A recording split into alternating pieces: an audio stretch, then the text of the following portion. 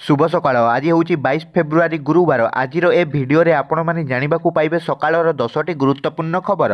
तेबे दर्शक बंधु आसतु जाना कौन रही संपूर्ण खबर। ता पूर्व वीडियो को गोटे लाइक करी आग को यहीपरी वीडियो देखापी चाहूले चैनल को सब्सक्राइब कर दिंतु। खबर नंबर 1 काठ चौकी रे महाप्रभु को दर्शन करेंगे दिव्यांग।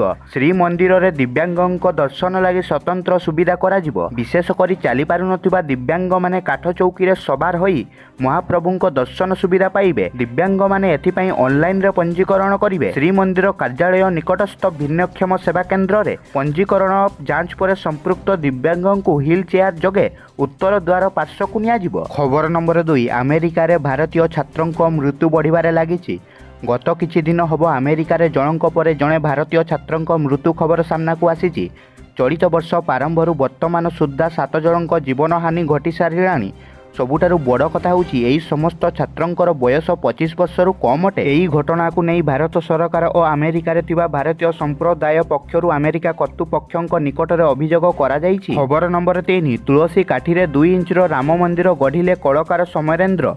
तुलसी काठी 2 इंचर राम मंदिर गढ़ी एक विरल दृष्टांत सृष्टि करिसंती कलाकार समरेंद्र बेहेरा।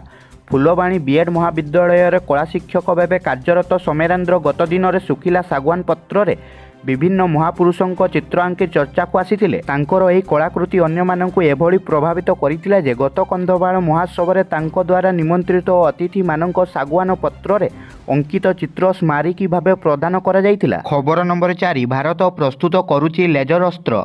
भारतीय प्रतिरक्षा गवेषणा संगठन खूब शीघ्र भारत में प्रस्तुत होइतिबा लेजर अस्त्र दुर्गा 2 परीक्षण करिवो। सफल हेबा परे एहाकु देशर सीमार व्यवहार करा जिवो। लेजर ही भविष्यतर अस्त्र। अनेक देश पाखरे लेजर अस्त्र रही। डीआरडीओ मध्य एही अस्त्र प्रस्तुत आरंभ करिछि। एही दुर्गा 2 कोनोसी भी बालिस्टिक क्रूज मिसाइल बा युद्ध जहाज को मारी खसाई पारिबारे सक्षम होबो। चीन एवं पाकिस्तान सीमार एहाकु व्यवहार करिया पई प्राथमिक लक्ष्य रखा जाइछि। खबर नंबर 5 मार्च 1 रु आरंभ होबो दुनियार प्रथम वैदिक घड़ी। केबे पड़िबो चंद्रग्रहण और सूर्यपराग, केबे हेबो सूर्योदय और सूर्यास्त, केबे आसीबो शुभ समय, एपरि अनेक सटीक सूचना वैदिक घड़ी मिली पारिबो। प्रधानमंत्री मार्च 1 रु आभासी माध्यम रे एही घड़ीर लोकार्पण करिवे। यह पूरा दुनियार प्रथम डिजिटल घड़ी हेबो जहाँ केवल इंडियन स्टैंडर्ड टाइम एवं ग्रीनिच मीन टाइम जणाइबो नाही बरं पंचांग एवं 30 मुहूर्तर मध्य सूचना देबो। एही घंटा दुनियार प्रथम घंटा हेबो जेउथिरे भारतीय समय गणना करा जिवो। खबर नंबर 6 भंगा हेबो बारवाटी स्टेडियम हेबो world class cricket stadium. Barabati हेबो वर्ल्ड क्लास क्रिकेट स्टेडियम। आसंता 27 तारिख रे बारवाटी नवीकरण प्रकल्पर भित्ति प्रस्तर स्थापन करिवे मुख्यमंत्री। 3 वर्ष मध्य काम सरिबो। खर्च हेबो 600 रु 700 कोटी टंका। नवीकरण प्रकल्प अधीन रे बारवाटीर पुराणा गैलेरी भंगा होई नुआ करा जिवो। दर्शक पाई 60,000 नुआ चेयर व्यवस्था हेबो। पड़िया भितरे और बाहरे कराजिबो सौंदर्यकरण। Dressing room gym swimming pool indoor game व्यवस्था कराजिबो। आगामी 3 वर्ष रे बारवाटी एक विश्व स्तरीय क्रिकेट स्टेडियम मान्यता पाइबो। खबर नंबर 7 मयूरभंज गस्तरे राज्यपाल रघुवर दास। दिनिकिया मयूरभंज गस्तरे महामहिम राज्यपाल सुलिया पदार विभिन्न स्थान में आयोजित कार्यक्रम में जोगदेई शुणिले लोकंक अभियोग।